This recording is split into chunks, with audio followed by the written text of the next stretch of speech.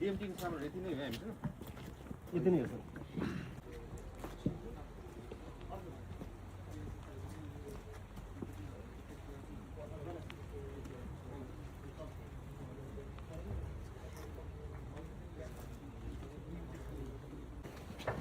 म देखाउँदैछु sir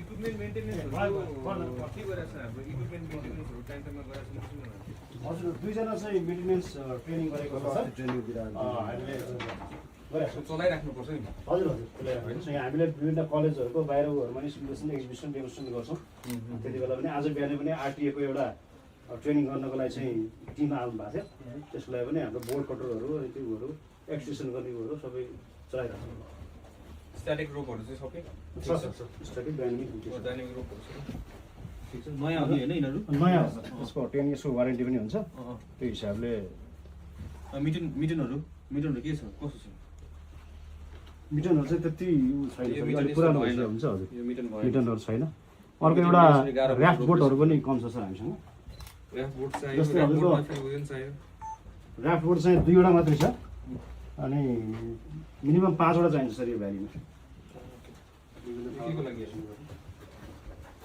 working gloves के गर्ने सजिलो भन्छ रेस्क्यु गर्नुलाई छिटो भयो के रेस्क्यु गर्नु के है त्यसको पनि एउटा मेकानिजम एउटा के ट्राई गरेर यसमा सबै छ यो नयाँ हुन्छ हजुर तत्काल सिन सिक्योर गर्छ सिन सिक्योर गरेपछि सामानहरु सबै रेडी गर्छ हैन अनि त्यसैखेर रेस्क्यु गरेर नेक्स्ट टिम चाहिँ फेरि अर्कोटाबाट हेलिकप्टर ल्यान्छ के एक्सन गरेछ कि त्यो तरिकाले चाहिँ हामी चाहिँ एकदमै रेडीमा चाहिँ हुनु पर्यो यहाँ चाहिँ मर्करी सुरुमा ल्याएको सर यो युज गरेछ हजुर यो गरेछ दुईटा मात्रै एउटा दुईटा छ एउटा चाहिँ सक्छ सर हामीसँग र्याफ्ट दुईटा छ अनि यसमा लाग्ने र्याफ्ट चाहिँ 6 वटा छ तर यो काठमाडौँ भ्यालीमा चाहिँ रेस्क्यु र्याफ्ट मात्रै काम लाग्छ यो मोटो त्यति युज हुँदैन तर यस्तो गर्नु सकिन्छ बुढी ठाउँमा अब ठुलो फ्लड भएको टाइममा अब भनौँ एक्जाम्पल हाम्रो यसमा अब हुनेवाला बाढी भनेको यसमा छ बल्फो हजुर बल्फोमा पानी ठुलो हुन्छ त्यसमा त यो र्याफ्ट चल्नु मिल्छ नि त भित्रपट्टि के भन्छ उ त्यसमा चाहिँ भित्रपट्टि त मिल्दैन हाइटले पुग्दैन यसले छुन्छ हजुर डेप्थ अलिकति बढी हुन्छ त्यो प्रोपर घुम्नको लागि चाहिँ हजुर खोलाइमा चाहिँ हामीले सक्यो नि त हजुर हजुर खोलाइमा गएर चाहिँ के गर्नुपर्छ भने रेस्क्यु गर्न किन समय लाग्छ क्या त्यहाँ रेस्क्यु गर्दाखेरि हजुर मान्छे बेसी हुन्छ अनि त्यसको लागि रेस्पोन्स बुझ्नुभयो नि होइन त्यही भएर चाहिँ एकदमै स्ट्यान्डबाईमा बसेर कुनै डिजास्टरको कल आउने बित्तिकै अब भनौँ बस एक्सिडेन्ट भयो त्यतिखेर जानु पऱ्यो होइन त्यतिखेर त अब एम्बुलेन्सहरू हिँड्नु सक्दैन रोड ब्लकेज भइरहेको हुन्छ नागरिकलाई रेस्क्यु गर्नु टाइम लाग्छ कतिजना खोजमा हुन्छ त्यही भएर सुरुमा टिम डिप्लोइमेन्ट सुरुमा सामान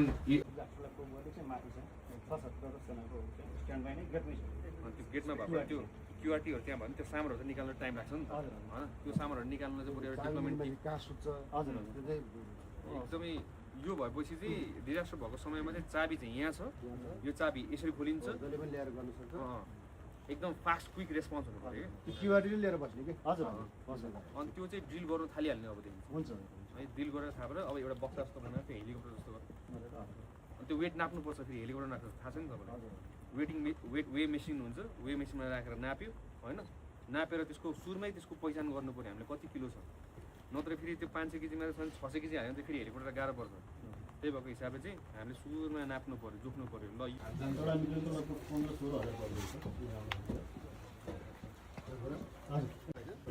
त्यो 100 जना मान्छेले चाहिँ पर्दाखेरि इमर्जेन्सी अब हाम्रो दिएको छ त्यो कन्टेनर उनीहरूले हामीले प्रयोग चाहिँ गर्ने गरेका छौँ तर हाम्रै नै छैन त्यसमा चाहिँ एउटा तकिया एउटा परिवारलाई पुग्ने 100 जनालाई पुग्ने प्याकेज होइन अनि झर्छ कसरी यो सबैको चाहिँ हामीसँग अवधि तयार हुन्छ है ल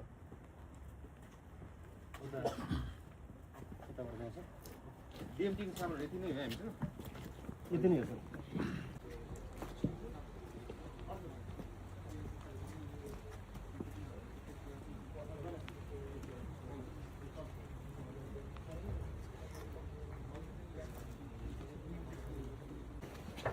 म देखाउँदैछु सर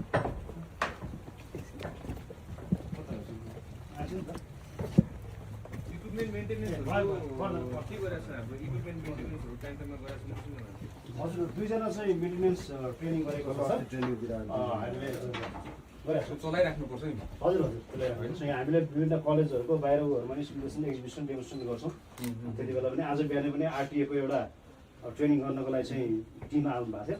त्यसको लागि पनि हाम्रो बोर्ड कन्ट्रोलहरू अनि त्योहरू एक्सटेन्सन गर्नेहरू सबै चलाइरहेको छ। स्ट्याटिक रोपहरू चाहिँ सबै स्ट्याटिक डाइनामिक डाइनामिक रोपहरू छ।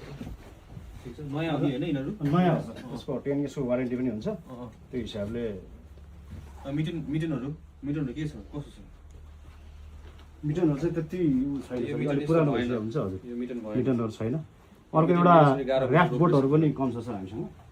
ऱ्याफ्ट बोट चाहियो, जस्तै ऱ्याफ्ट हजुरको- बोटमा फेरि उयो नि चाहियो।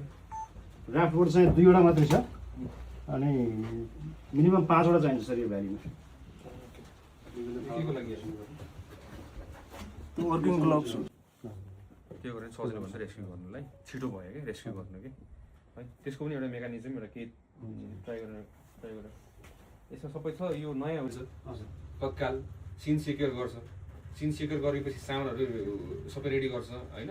अनि त्यतिखेर रेस्क्यु गरेर नेक्स्ट टिम चाहिँ फेरि अर्कोटाबाट हेलिकप्टर ल्याएको छ कि एक्सनमा गएको छ कि त्यो तरिका चाहिँ हामी चाहिँ एकदमै रेडीमा चाहिँ हुनु पऱ्यो यहाँ चाहिँ रेस्पोन्स बुझ्नुभयो नि होइन। त्यही भएर चाहिँ एकदमै स्ट्यान्ड बाईमा बसेर कुनै डिजास्टरको कल आउने बित्तिकै अब भनौँ बस एक्सिडेन्ट भयो त्यतिखेर जानु पऱ्यो होइन। त्यतिखेर त अब एम्बुलेन्सहरू हिँड्नु सक्दैन, रोड ब्लकेज भइरहेको हुन्छ, नागरिकलाई रेस्क्यु गर्नु टाइम लाग्छ, कतिजना खोजमा हुन्छ। त्यही भएर सुरुमा टिम डिप्लोइमेन्ट सुरुमा सामान मर्करी सुरुमा ल्याएको सर यो युज गरेको छ। यो गरेको छ 2टा मात्रै, एउटा 2टा छ, एउटा चाहिँ सक्छ सर। हामीसँग ऱ्याफ्ट 2टा छ अनि यसमा लाग्ने ऱ्याफ्ट चाहिँ 6वटा छ। तर यो काठमाडौँ भ्यालीमा चाहिँ रेस्क्यु ऱ्याफ्ट मात्रै काम लाग्छ, यो मोटरमा त्यति युज हुँदैन। तर यस्तो गर्नु सकिन्छ कुनै ठाउँमा अब ठुलो फ्लड भएको टाइममा अब भनौँ इक्जाम्पल हाम्रो यसमा अब हुनेवाला बाढी भनेको यसमा छ बल्फो। हजुर बल्फोमा पानी ठुलो हुन्छ, त्यसमा त यो ऱ्याफ्ट चल्नु मिल्छ नि त। भित्रपट्टि के भन्छ त्यसमा चाहिँ भित्रपट्टि त मिल्दैन, हाइटले पुग्दैन, यसले छुन्छ। हजुर डेप्थ अलिकति बढी हुन्छ त्यो प्रोपर घुम्नको लागि चाहिँ। हजुर खोलाइमा चाहिँ हामीले सक्यो नि त। हजुर हजुर खोलामै गएर चाहिँ के गर्नुपर्छ भने रेस्क्यु गर्न किन समय लाग्छ क्या त्यहाँ रेस्क्यु गर्दाखेरि हजुर मान्छे बेसी हुन्छ। अनि त्यसको लागि त्यो गेटमा भएको त्यो क्युआरटीहरू त्यहाँ भयो भने त्यो सामानहरू चाहिँ निकाल्न टाइम लाग्छ नि त होइन। त्यो सामानहरू निकाल्न चाहिँ बरु एउटा डेभलपमेन्ट कहाँ सुत्छ हजुर एकदमै यो भएपछि चाहिँ डिजास्टर भएको समयमा चाहिँ चाबी चाहिँ यहाँ छ, यो चाबी यसरी खोलिन्छ। जसले पनि ल्याएर गर्नु सक्छ। एकदम फास्ट क्विक रेस्पोन्स हुनु पऱ्यो त्यो क्युआरटीले लिएर बस्ने कि हजुर अनि त्यो चाहिँ ड्रिल गर्नु थालिहाल्ने अबदेखि हुन्छ है। ड्रिल गरेर थाहा भएर अब एउटा बक्सा जस्तो बनाएको हेलिकप्टर जस्तो गरेर अनि त्यो वेट नाप्नुपर्छ फेरि हेलिकप्टर नाप्नु थाहा छ नि तपाईँलाई। वे मेसिन हुन्छ, वे मेसिनमा राखेर नाप्यो होइन। नापेर त्यसको सुरुमै त्यसको पहिचान गर्नु पऱ्यो हामीले कति किलो छ, नत्र फेरि त्यो 500 केजीमा छ भने 600 केजी हाल्यो भने त फेरि हेलिकप्टर गाह्रो पर्छ।